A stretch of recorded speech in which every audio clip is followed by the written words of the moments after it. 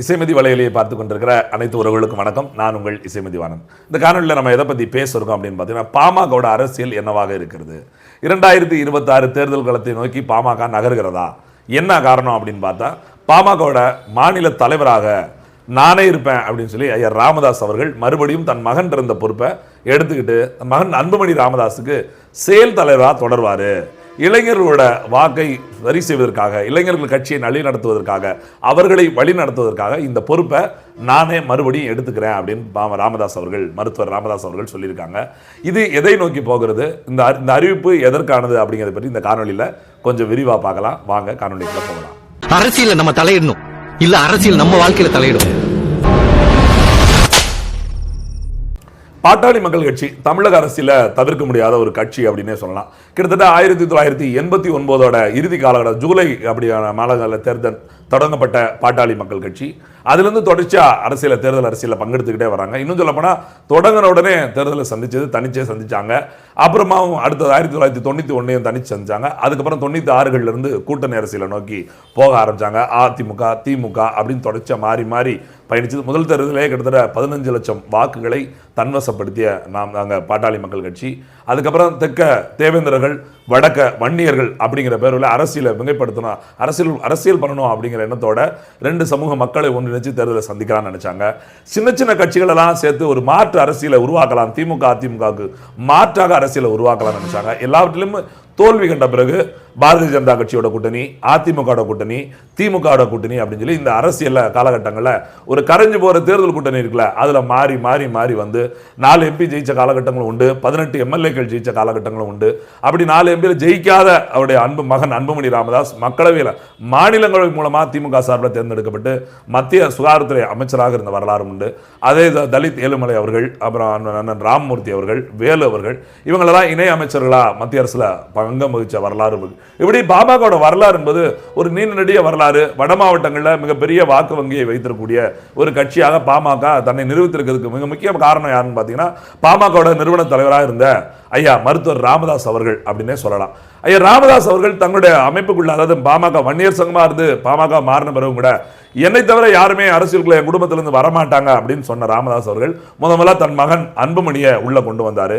போட்டியிடாமலே மாநிலங்களவை மூலமா தேர்ந்தெடுக்கப்பட்ட பாராளுமன்ற உறுப்பினராக மாற்றி மத்திய அமைச்சராக நேரடியாக கேபினெட் அமைச்சராகக்கூடிய அளவுக்கு மாற்றினாங்க. அதுக்கப்புறம் ஒரு காலகட்டம் வந்ததுக்கப்புறம் அந்த கட்சியில், அதாவது பாமகவோட தலைவராக யார் இருந்தான்னு பார்த்தா மணி அவர்கள், அதாவது கோகா மணி, GK மணி அவர்கள் கிட்டத்தட்ட 25 வருஷத்துக்கு மேல இருந்தவர். அவரை அதுல இருந்து கௌரவ தலைவராக மாத்திட்டு இளைஞரணி தலைவராக இருந்த அன்புமணி ராமதாஸ் அவர்களை 2022 காலகட்டத்தில் பார்த்தீங்கன்னா பாமகவோட தலைவராக அவர் ராமதாஸ் அவர்கள் அறிவித்தார். அப்ப பாமகவோட நிறுவனரா ராமதாஸ் அவர்களும், தலைவரா அன்புமணி ராமதாஸ் அவர்களும், கௌரவ தலைவரா GK மணி அவர்களும் இருக்கிற சூழல் ஏற்படுது. இந்த சூழ்நிலையில கடந்த 2024 டிசம்பர்ல பாத்தீங்கன்னா புதுச்சேரியில வச்சு பாமகவோட பொதுக்குழு நடைபெற்றது. அந்த பொதுக்குழுல பாமகவோட இளைஞரணி தலைவராக அதுக்கு முன்னாடி யாரு, இப்போ அன்புமணி ராமதாஸ் இளைஞரணியிலிருந்து தலைவராக மாறின பிறகு GK மணி அவர்களுடைய மகன் அவர்கள் தான் அந்த இடத்துல இளைஞரணி பொறுப்பில் இருந்தார். அவர் நான் இதில் இருக்க முடியலன்னு சொல்லி ராஜினாமா பண்ணியிருந்தார். புதிய இளைஞரணி தலைவராக யார் நியமிக்கப்படுவா அப்படின்னு எதிர்பார்த்திருந்த நேரத்தில் அந்த பொதுக்குழுல ராமதாஸ் அவர்களுடைய மகள் வழி பேரனா இருக்கக்கூடிய முகுந்தன் அந்த இளைஞரணி தலைவராக இருப்பார் அப்படின்னு ராமதாஸ் அவர்கள் மேடையில் அறிவிக்க, அந்த மேடையிலேயே அன்புமணி ராமதாஸ் அதற்கு எதிர்ப்பு தெரிவிக்க என்கிட்ட கேட்காமலே முடிவெடுத்துட்டாங்க. வந்த உடனே இளைஞரணி பொறுப்பா, கட்சிக்குள்ள வேலை பார்த்துட்டு தான் இந்த பொறுப்புக்கு வரணும் அப்படின்னு சொல்லி குடும்பத்துக்குள்ளே ஒரு சண்டை மூடுகிற அளவுக்கு போய் ராமதாஸ் அவர்கள் அந்த மேடையில் கட்சி என்னுடையது, நான் சொல்றதா முடிவு, இருக்கவங்க இருக்கலாம், இல்லை வெளியேறவங்க வெளியேறலாம், நான் மறுபடியும் சொல்றேன் கட்சி என்னுடைய, நான் தான் முடிவு எடுப்பேன் அப்படின்னு திரும்ப அந்த வார்த்தைகளை பயன்படுத்த அன்புமணி ராமதாஸ் ஒரு கட்டத்தில் அந்த கூட்டத்திலிருந்து வெளியேறக்கூடிய சூழல் வந்து அப்படி ஒரு மேடையில் மைக் எடுத்து என்ன சொல்றாருன்னா, பனையூரில் அலுவலகம் தொடங்கிருக்கேன், என்னோட பேச நினைக்கிறவங்க இந்த எண்களை தொடர்பு கொள்ளலாம், பனையூரில் நாளையிலிருந்து சந்திக்கலாம் அப்படின்னு சொல்லி புதிய அலுவலகம் திறக்க போற மாதிரி பாமக 2 உடையுதோ அப்படின்னு ஒரு பேசு பொருளாச்சு. அப்புறம் ஒரு சில விட்டங்கள்லாம் பேசி முடிவெடுத்தாங்க. இளைஞரணியில் முகுந்தனை வேண்டாம் அப்படின்னு சொல்லக்கூடிய ஒரு சூழல் வந்தது. அதாவது பாமக சொல்லப்போனா தனக்கு அடுத்து, அதாவது ராமதாஸ் அவர்களுக்கு அடுத்து யாரையுமே உள்ள கொண்டு வர மாட்டேன் அப்படின்னு சொன்ன ராமதாஸ் அவர்கள் முதல்ல மகன், இப்ப மகள் வழி பேரன், ஏற்கனவே மகனோட மனைவி மருமகள், இப்படி தொடர்ச்சி அரசுக்குள்ள வந்துட்டாங்க. அந்த காலகட்டத்திலாம் கடந்துட்டாங்க. அதே போல திமுக அதிமுக கூட்டணி வைக்க மாட்டேன், அப்படி கூட்டணி வச்சா அது ஒரு விதமான வார்த்தையெல்லாம் சொன்னாரு. அப்படியெல்லாம் அதை மறந்து மறுபடியும் திமுக அதிமுக கூட்டணி அப்படிங்கிற சூழல் உருவாச்சு. கடந்த பாராளுமன்ற தேர்தலில் அன்புமணி ராமதாஸோட ஆசைக்கு இணங்க பிஜேபியோட கூட்டணி வைக்கக்கூடிய சூழல் ஏற்பட்டுச்சு. இந்த கூட்டணியை ராமதாஸ் விரும்பல அப்படின்னு சொல்லி பார்த்தாங்க. கடைசியில் போனதில் ரொம்ப மிகப்பெரிய தோல்வியை தழுவினதால சட்டமன்றத்திலும் தோல்வியை தான் தழுவினாங்க இல்லையா. அந்த சூழலில் தான் என்ன பண்ணலாம் அப்படின்னு ராமதாஸுக்கும் அவர் மகனுக்கும் இடையே ஒரு சின்ன சிக்கல் ஏற்படுது. குடும்பத்துக்குள்ள புதுசாக யாரும் வந்துடக்கூடாதுங்களே அன்புமணி ராமதாஸ் குறியா இருக்காரு.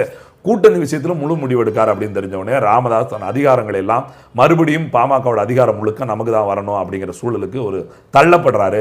இது அன்புமணி ராமதாஸுக்கு சிக்கலா போகிறது. இந்த சூழல் தான் வரக்கூடிய மே 11 பார்த்தீங்கன்னா எப்பயுமே சித்திரை முழு நிலவு அப்படிங்கிற பேரில் ராமதாஸ் அவர்கள் வன்னியர்களோட இளைஞரணி மாநாடாக நடத்துவாங்க. இன்னும் சொல்லணும் பாமகவோட இளைஞர் கூட்டம் நடக்கும். அந்த விழா எப்பவுமே மிகப்பெரிய அளவில் நடக்கும், சித்திரை திருவிழா அப்படின்னு சொல்லிட்டு. அது பௌர்ணமி நாளில் நடத்தக்கூடியது. அந்த நிகழ்வை முன்னெடுக்கணும், அதுபோல இளைஞர்களை ஒழுங்காக வழி நடத்தணும், வரப்போகிற சட்டமன்ற தேர்தலில் சரியான கூட்டணி அமைக்கணும் அப்படிங்கிறதுக்காக ராமதாஸ் அவர்கள் மறுபடியும் தலைவராக நானே இருக்க போகிறேன். அன்புமணி ராமதாஸ் அவர்கள் இனிமேல் கட்சி வேலைக்காக செயல் தலைவராக பொறுப்பெடுப்பார் அப்படின்னு இன்னைக்கு அறிவிச்சிருக்காங்க. இதுக்கு என்ன காரணம் அப்படின்னு பத்திரிகையாளர் கேட்டபோது நிறைய காரணம் இருக்கு, உங்ககிட்ட சொல்ல முடியாது, சிறிது சிறிதா தெரிவிக்கிறேன், இனி வரும் காலங்களில் அதுக்கான காரணங்களை நான் சொல்ல தயாரா இருக்கேன். இப்பொழுதைக்கு ராமதாஸ் ஐயா மருத்துவர் ராமதாஸ் ஆகிய நான் தான் பாமக நிறுவனரும் தலைவருமாக பொறுப்பெடுக்கிறேன். கௌரவ தலைவராக ஜி.கே. மணி அவர்களும் செயல் தலைவராக அன்புமணி ராமதாசும் தொடர்வார்கள் என்ற அறிவிப்பு கொடுக்கப்பட்டிருக்கு. இதுக்கு பின்னணியில் என்ன இருக்கு? ராமதாஸ் அவர்கள் திடீர்னு இப்படி சொல்ல வேண்டிய அவசியம் என்ன அப்படின்னு பார்த்தா, அமித்ஷா 2 நாள் பயணமா தமிழ்நாட்டுக்கு வர இருக்கிறார். இந்த சூழல்ல அன்புமணி ராமதாசும் அமித்ஷாவும் சந்திக்க இருக்கிறார்கள் ஒரு செய்தி பரவுது. இந்த செய்தியை ராமதாஸ் அவர்கள் விரும்பல அப்படின்னு சொல்லப்படுகிறது. தைலாபுரம் தோட்டத்தில் எடுக்கப்பட்ட முடிவுகள் எல்லாம் இப்பொழுது மாற்றி அமைக்கப்பட்ட அன்புமணி கைக்குள் போய்விட்டதா, கட்சி தன் கட்டுப்பாட்டில் இல்லையா என்கிற சந்தேகம் ராமதாஸுக்கு எழுகிறது. தொடர்ச்சியா தோல்வியை நோக்கி போய்கிட்டே இருக்கிற பாமகவை அதை காப்பாற்றுகிற எண்ணத்தை விட்டுவிட்டு தான் மத்திய அமைச்சர் ஆனா போதும், தான் பாராளுமன்ற உறுப்பினர் ஆனால் போதும் அப்படிங்கிற நிலைக்கு அன்புமணி ராமதாஸ் போய்விட்டாரோ என்ற வலுத்த சந்தேகம் ராமதாஸின் மனதுக்குள் விழுந்ததாக சொல்கிறார்கள். அதனாலே பாஜக கூட்டணி வேண்டாம் அப்படிங்கிற ஒரு முடிவுக்கு ராமதாஸ் வந்ததாகவும் 2 நாளைக்கு முன்னாடி கூட சொல்லியிருந்தாரு. அவரோட ட்விட்டர் பக்கத்தில் செய்தி போட்டிருந்தாங்க. அண்ணா ஏற்கனவே கூறியது போல என்று மேற்கோள் காட்டி ராமதாஸ் அவர்கள் ஒரு குறிப்பை வெளியிட்டிருந்தாங்க, ஒரு ட்விட் போட்டிருந்தாங்க. என்னன்னா அப்படின்னா, எதற்கு ஆட்டுக்கு தாடியும் மாநிலத்திற்கு கவர்னரும் அப்படின்னு ஒரு வார்த்தை அறிஞர் அண்ணா சொன்னது. மாநிலத்திற்கு கவர்னர் பொறுப்பும் தேவையில்லை, ஆட்டுக்கு தாடியும் தேவையில்லை. அப்படி ஆட்டுக்கு தாடி எவ்வளவு தேவையில்லையோ அது மாதிரி தான் கவர்னர் பொறுப்பு இங்கே தேவையில்லை அப்படின்னு ஒரு கருத்து சொல்லிப்பார். அதை மேற்கோள் காட்டி ஒரு ட்விட்டு போட்டிருந்தாரு. அதுவே பேசு பொருளா மாறி இருந்தது.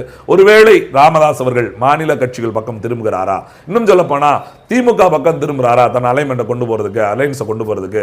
2026 சட்டமன்ற தேர்தலில் கணிசமான எண்ணிக்கையில் சட்டமன்ற உறுப்பினர் உட்கார வைக்கணும். கிட்டத்தட்ட ஏற்கனவே பார்த்தீங்கன்னா 2006 நினைக்கிறேன், 2006 தான் முதல்ல திமுக கூட்டணி வைக்கிற போது அவர்கள் 18 சட்டமன்ற உறுப்பினர்களை பாமக பெற்றிருந்தது. அந்த நேரத்தில் மைனாரிட்டியா தான் முழு அறுதி பெரும்பான்மையோட திமுக ஆட்சியில் உட்காரல. அப்படி இருக்கிற பட்சத்தில் வெளியிலிருந்து இந்த 18 பாமக எம்எல்ஏக்கள் கொடுத்த ஆதரவோடு தான் திமுகவால் ஆட்சியை நடத்த முடிஞ்சது. அந்த நேரத்தில் உடனடியாக விரிசல் ஏற்படுது திமுகவுக்கும் பாமகவுக்கும். அவங்க சொன்ன பல விஷயங்களை ஒத்து போகாம நேரடியாக எதிர்க்க ஆரம்பிச்சார். அப்படி இருந்த சூழல அதுக்கு மேல 18 எம்எல்ஏக்களை கொண்ட ஒரு சட்டமன்ற உறுப்பினர் கொண்ட கட்சியா பாமகவால் பரிணமிக்க முடியல. மறுபடியும் வரணும் அப்படின்னா திமுகவோட கூட்டணிக்கு நகழ்கிறதா பாமக அப்படிங்கிற கேள்வியும் எழுப்பப்படுது. சோ தந்தையோட கணக்கு ஒரு மாதிரி இருக்குது, மகனோட கணக்கு ஒரு மாதிரி இருக்குது. இந்த சூழல்ல பாஜகவோட அடித்தளம் போட்டுக் கொண்டிருக்கிற மகனோட கணக்கை அப்படியே முடிக்கிறதுக்காகத்தான் தலைவர் பொறுப்பில் அவர் நீக்கிட்டு தானே தலைவர் பொறுப்பை ஐயா ராமதாஸ் எடுத்திருக்காரு அப்படிங்கிற ஒரு பேசு பொருளா மாறுது. எது எப்படி இருக்கும் அப்படின்னா பார்த்தாலும் கூட இந்த அரசியல் 2026 அரசியல் களம் தமிழ்நாட்டில் மிகப்பெரிய அளவில் பரபரக்கும் தீப்பறக்கும் சொல்லுவாங்கல்ல, அந்த மாதிரி இருக்கும்னு சொல்லுது. ஏன்னா ஒவ்வொரு கட்சிகளும் இப்போ இன்னும் சில நாட்கள், இன்னும் ஒரு நாட்களில் கூட அதிமுக பிஜேபி கூட்டணி உறுதி செய்யப்பட்டு அறிவிக்கப்படலாம். ஏன்னா அமித்ஷாவோட வருகை அதை உறுதி செய்யலாம் அப்படிங்கிற பேசு பொருளும் இருக்குது. அப்படி உறுதி செய்யப்படுறதுல பிஜேபியிலிருந்து மாநில தலைவர் அண்ணாமலை நீக்கப்படலாம் அப்படிங்கிற பேச்சுவார்த்தையும் மிக வேகமாக போய்கிட்டே இருக்கு. இப்படியான சூழல்ல இதுல இப்ப பாமக எந்த முகம் காட்ட போகிறது? இல்ல முழுநிலவு கூட்டம் மே 11 அவர் ஏதாவது கூட்டணி சுலபா அறிவிக்க போறாரா?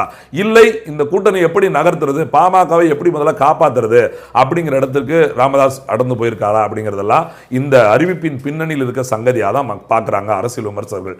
இல்லைனா அவர் தன் பேரனை உள்ள கொண்டு வர வேண்டிய அவசியம் இல்லை. அப்படி கொண்டு வருவது அதை மகன் எதிர்க்க வேண்டிய அவசியம் இல்லை. இந்த காரணமாக மகன் தன்னோடு முரண்பட்டு கொண்டே இருக்கிறார். தான் நினைத்த கூட்டணி இல்லாமல் அவருடைய கருத்துக்கு செயல்படுகிறார். அப்படிங்கிறதுனாலேயே இன்றைக்கு தலைவர் பொறுப்பிலிருந்து மகனை நீக்கிவிட்டு அவரை கௌரவ தலைவராக மாட்டிவிட்டு தானே தலைவராக ராமதாஸ் அமர்ந்திருக்கிறார் என்பதும் இந்த அரசியல் களத்தில் மிகப்பெரிய பேசு பொருளா இன்னும் சொல்லப்போனால் பரபரப்பாக பார்க்கப்படுதுன்னே சொல்லலாம். ஏன்னா வர 2026 தேர்தலில் பாமக என்ன நிலைப்பாடு எடுக்க இருக்கிறது அப்படிங்கிறதோட தொடக்கம் தான் இந்த தலைவர் பொறுப்பு மாற்றம் என்று சொல்லப்படுகிறது. பார்க்கலாம், எல்லா அரசியல் கட்சியும் ஒரு நிலைப்பாடு எடுத்துட்டு இருக்குது. ஏன்னா 2026 மிகப்பெரிய அளவில் சூடு பிடிக்க போகுது தமிழ்நாடு சட்டமன்ற தேர்தல் அப்படின்னே சொல்லலாம். அதற்கு பாமகவோட தொடக்க நிலை இதுனா முடிவு நிலை என்னவாக இருக்கும் அப்படிங்கிறதையும் வருங்காலங்களில் பார்க்கலாம். நன்றி.